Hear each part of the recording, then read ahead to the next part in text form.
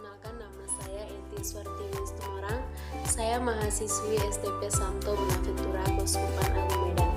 Sekarang saya duduk di semester 4 dan video ini merupakan pemenuhan tugas mata kuliah Filsafat Pendidikan yang diampu oleh Bapak Johannes Batu MPH. Pada video kali ini saya akan menjelaskan tentang filsafat pragmatisme. Adapun 4 pokok yang akan saya jelaskan. Yang pertama, pengertian filsafat pragmatisme. Yang kedua, ciri-ciri filsafat pragmatisme. Yang ketiga, sumbangan filsafat pragmatisme terhadap pendidikan di Indonesia. Dan yang keempat, kelebihan dan kekurangan dari filsafat pragmatisme tersebut. Baiklah, kita akan masuk kepada pokok pembahasan yang pertama, yaitu pengertian filsafat pragmatisme.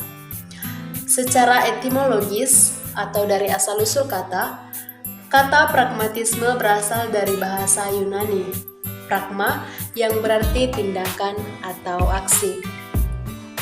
Pragmatisme adalah suatu aliran yang mengajarkan bahwa yang benar mampu membuktikan dirinya benar dengan perantaraan akibat-akibatnya yang bermanfaat secara praktis.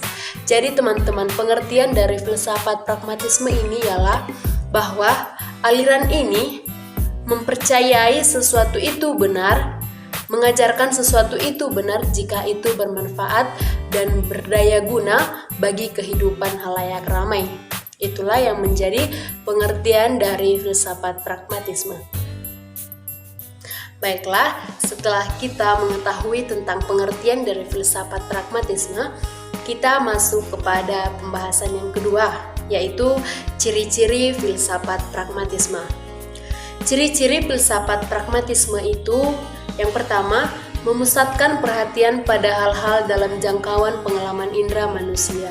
Jadi ciri khas yang paling utama dari filsafat pragmatisme ini bahwa memusatkan perhatiannya itu kepada pengalaman indera manusia. Jadi segala sesuatu itu dikaji menjadi pengetahuan yang baru jika dapat dilihat dari pengalaman indera manusia dan memiliki daya guna dan memunculkan pengetahuan yang baru memiliki daya guna pada khalayak ramai. Lalu ciri yang kedua, apa yang dipandang benar adalah apa yang berguna dan berfungsi. Nah, inilah yang merupakan ciri yang paling kuat bahwa pragmatisme ini memandang sesuatu itu benar jika ia berguna dan berfungsi.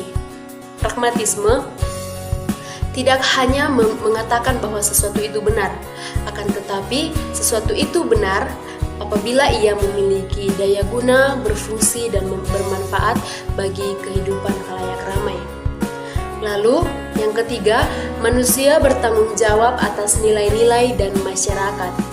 Nah, pragmatisme ini tidak hanya memperuntukkan kepada satu atau dua orang saja, kan, tetapi kepada khalayak ramai, sosiologis, bahwa pragmatisme ini juga bertanggung jawab atas nilai-nilai masyarakat yang dapat dinilai. Begitu. Lalu, pragmatisme pendidikan cenderung membangkitkan pengalaman belajar siswa. Perlu juga kita ketahui bersama bahwa filsafat pragmatisme ini juga melihat kembali kepada pengalaman.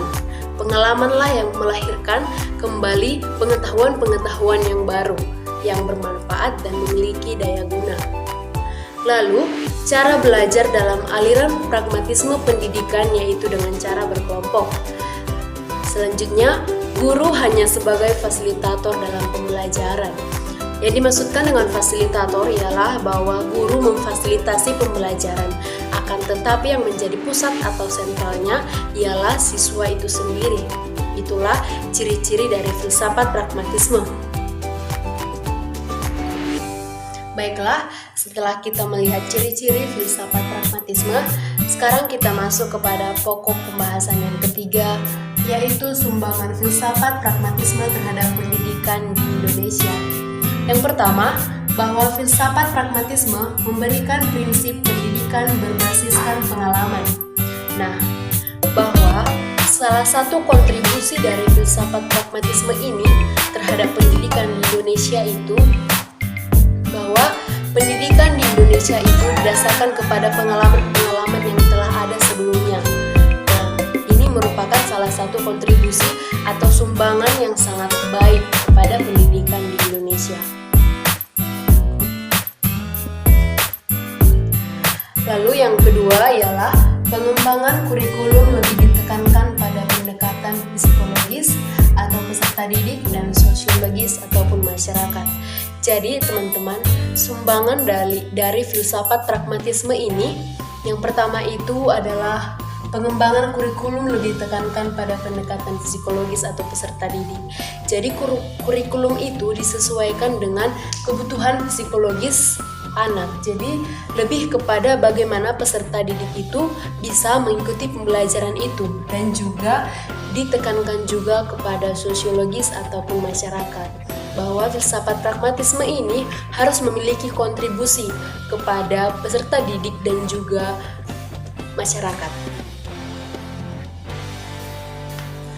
Lalu sumbangan dari filsafat pragmatisme ini yang sangat berguna bagi pendidikan di Indonesia itu yaitu model pragmatisme pendidikan adalah anak belajar di dalam kelas dengan cara berkelompok.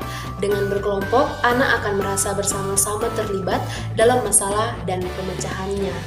Jadi, anak akan terlatih bertanggung jawab terhadap beban dan kewajiban masing-masing. Nah, hal ini sudah merupakan salah satu yang memiliki daya guna kepada peserta didik.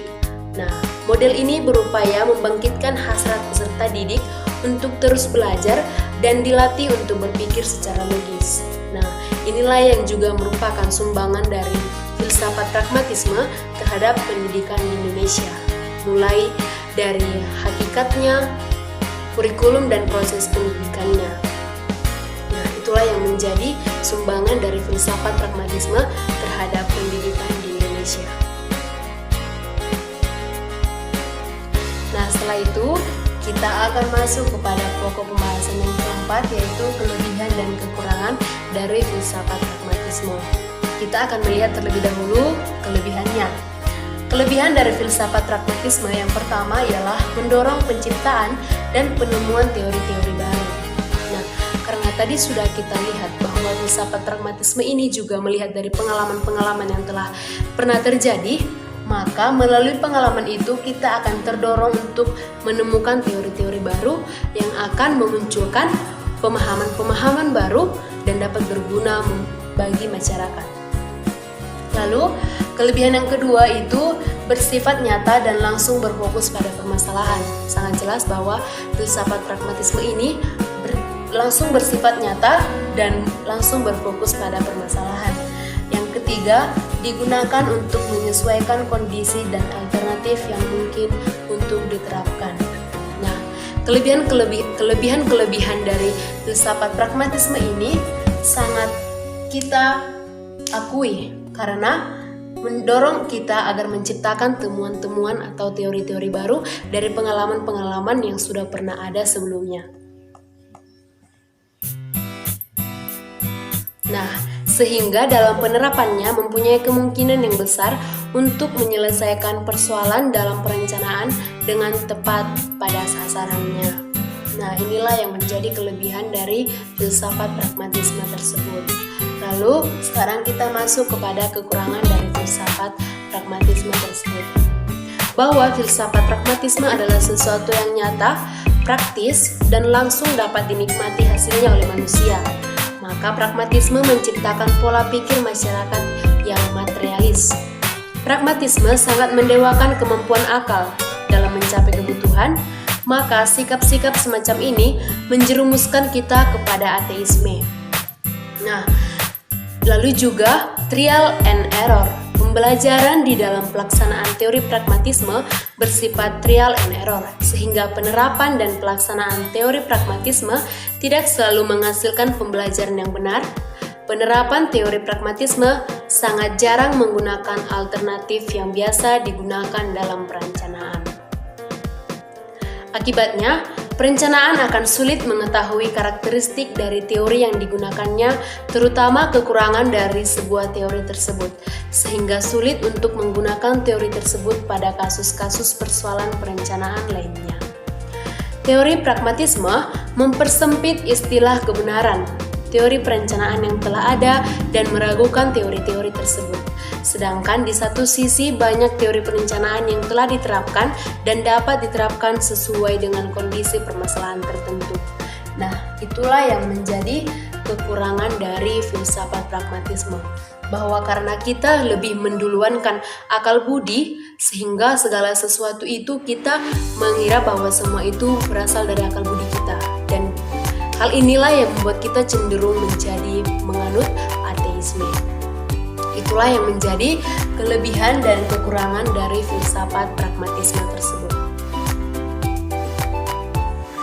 Baiklah, sekian dari penjelasan saya tentang filsafat pragmatisme pada video kali ini. Saya ucapkan terima kasih dan sampai jumpa.